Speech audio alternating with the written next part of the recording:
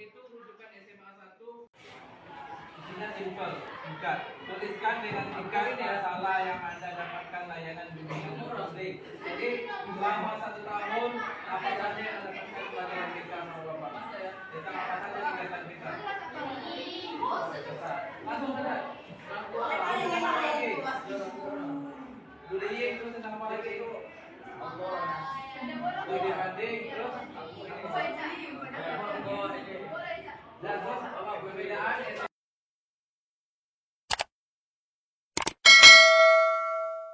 Untuk menunggu kelulusan tanggal 1 baru menunggu pemisahan, setelah pemisahan palingan menunggu kelulusan. Jadi waktu 1,5 bulan. Jadi selama 1,5 bulan Anda tolong fokus mau kemana setelah tamat SMP. Tapi alhamdulillah Anda selama 1 tahun ini kita belajar BK untuk studi banding. Jadi Anda sudah ada persiapan mau memilih sekolah lanjutan mana, SMA, SMK yang Anda minati.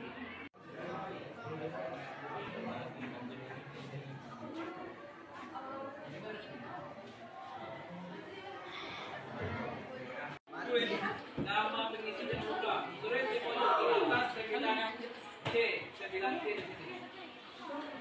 Oh iya, kesan dan kesannya belajar BK 1 tahun tulis. Ya, kesan dan kesan belajar BK 1 tahun. Berapa persen? Pertama tentang apa? Tentang apa kemarin selama kita belajar? Udah langsung tulis. Yang kedua tentang apa? Langsung tulis. Dibanding yang kedua tentang apa? Tentang apa? Perbedaan SMA dan langsung tulis. Pertama tentang studi banding.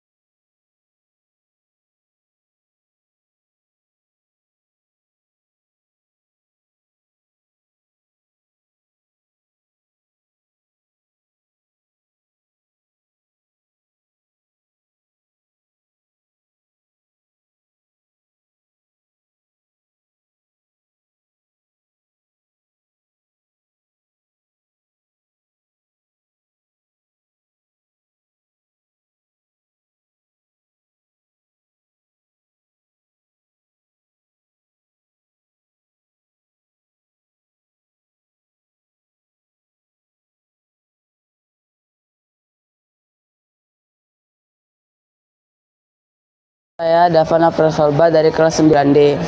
Kesan dan pesan saya selama belajar 1 tahun dengan Pak Hendri, saya mendapatkan pengalaman sangat berharga di sini. Seperti studi banding, penjuruan SMA dan SMK yang saya ingin memasuki. Pesan saya, semoga program studi banding ini berlanjut ke adik-adik kelas kita selanjutnya. Terima kasih. Perkenalkan, nama saya Ersa Guspitarani dari kelas 9G. Di sini saya ingin menyampaikan kesan dan pesan buat pembelajaran BK selama 1 tahun saya ada di sini.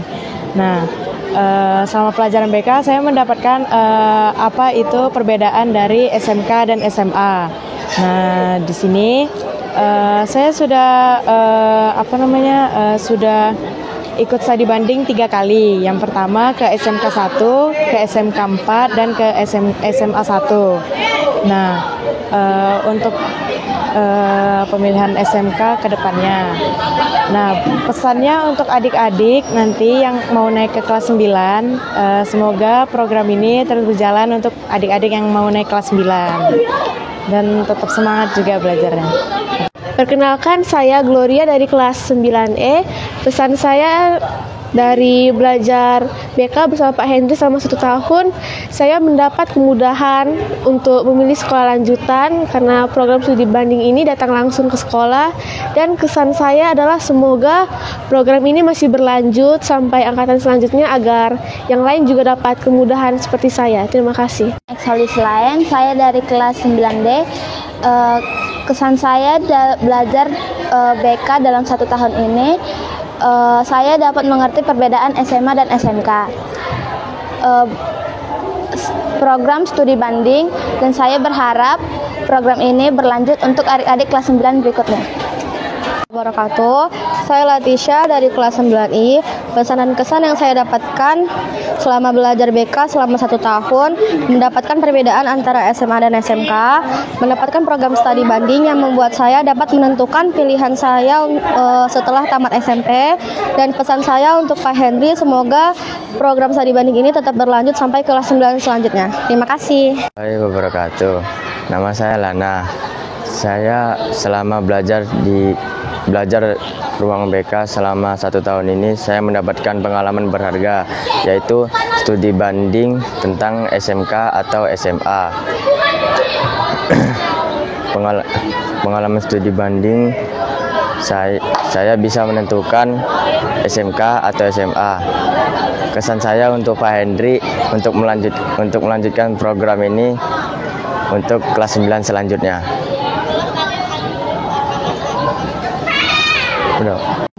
Perkenalkan, nama saya Muhammad Ali Frido dari kelas 9I. Saya di sini akan memberi kesan dan kesan untuk pembelajaran BK selama setahun ini. Yaitu yang kita bisa dapatkan dari pelajarannya BK, yaitu adalah